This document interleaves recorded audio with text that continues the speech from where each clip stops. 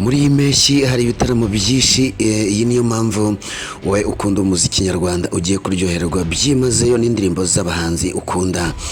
Niba nawe ukunda umuziki nyarwanda cyangwa se indirimbo z'abahanzi nyarwanda, ntiwabura kuryoherwa n'izo ndirimbo z'abarimo The Ben, Bruce Melody, Bwiza, Kitoko, Bibarwa. Aba ni abahanzi bazasusurutsa abakunzi babo muri ibi bitaramo bise Summer Country Tour 2026. Si ibyo gusa, na MTN Iwacu Muzika Festival nayo iraje. Abahanzi bazitabira Iwacu Muzika Festival bose imbagarukaho kuko narabivuze muri video ikurikira. Yes, niba nawe ukurikira Kigali 250 gusa amakuru nkaya ntukayacikwe. Ndagusuje kandi nkuhaye ikaze wowe wahisemo gukurikira Kigali 250 aho uri hose hatandukanye, nkwifurije kugubwa neza.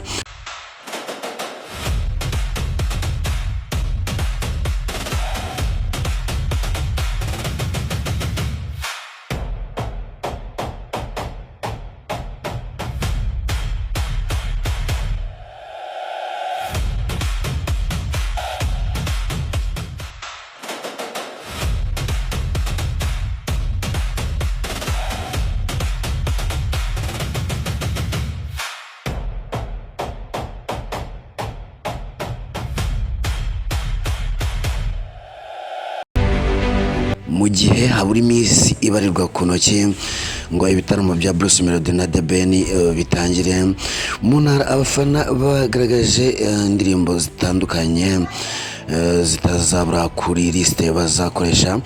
The Ben na Bruce Melody bagiye kuzenguruka intara z'u Rwanda kuva ku itariki 13 Kamena kugeza ku itariki 4 Nyakanga 2026, aho bitezweho guca impaka nk'uko The Ben yabyemeje avuga ko umweru uzivangura n'umukara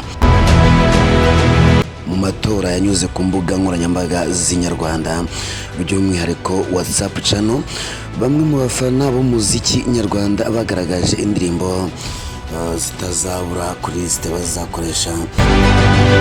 Abafana rero bifuje ko The Ben nk'umwe mu bazitabira ibi bitaramo yazaririmba zino ndirimbo. Iya mbere harimo Habibi, ya kabiri harimo Why yakoranye na Diamond Platinum, iya gatatu ni Ndaje, naho iya kane Thank You yakoranye na Tom Close. Roho yanjye, hakaza indirimbo yitwa True Love.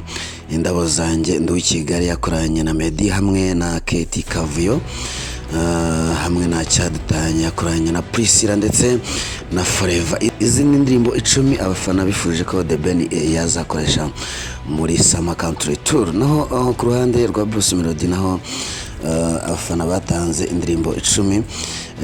Ya mbere yatanzwe ni Popom yakoranye na Diamond Platinum hamwe na Joy Brown, ya kabiri Hands Up cyangwa se Hands Up, ya gatatu ni Munyakazi Ikinyafu Samoya,